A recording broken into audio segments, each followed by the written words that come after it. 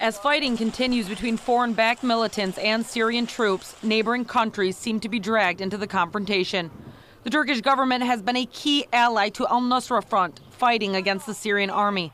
And a new development, the PYD, a Syrian political branch of the PKK, has taken control of the town of Ras Al Ain on Syria's northeastern border from al Nusra Front.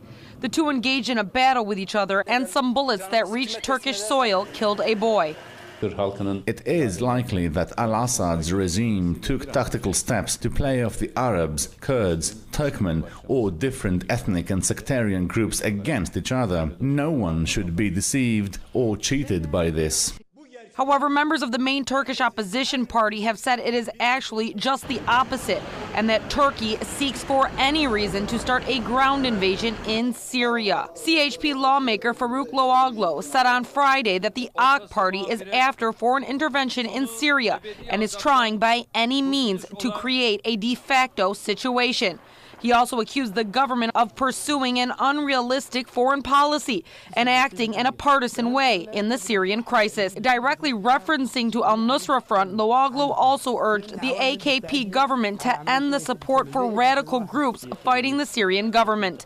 In a similar development, senior officials of the BDP, which is the political wing of the PKK, expressed similar comments and have sternly warned Ankara against its support for al Nusra Front.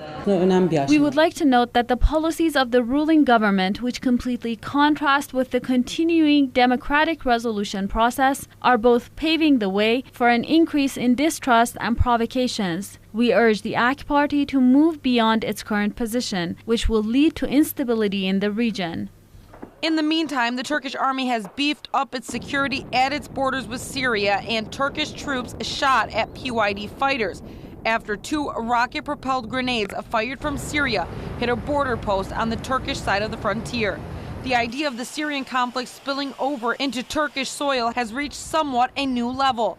Ankara and the Kurdistan Workers' Party reached a historic peace agreement in March. Now the PKK and the al-Qaeda-linked al Nusra Front are at odds, or even better to say, at war with each other.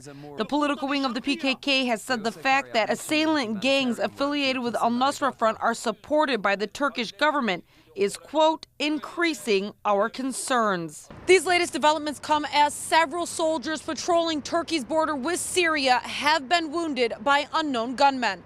Serena Shim, Press TV, Istanbul.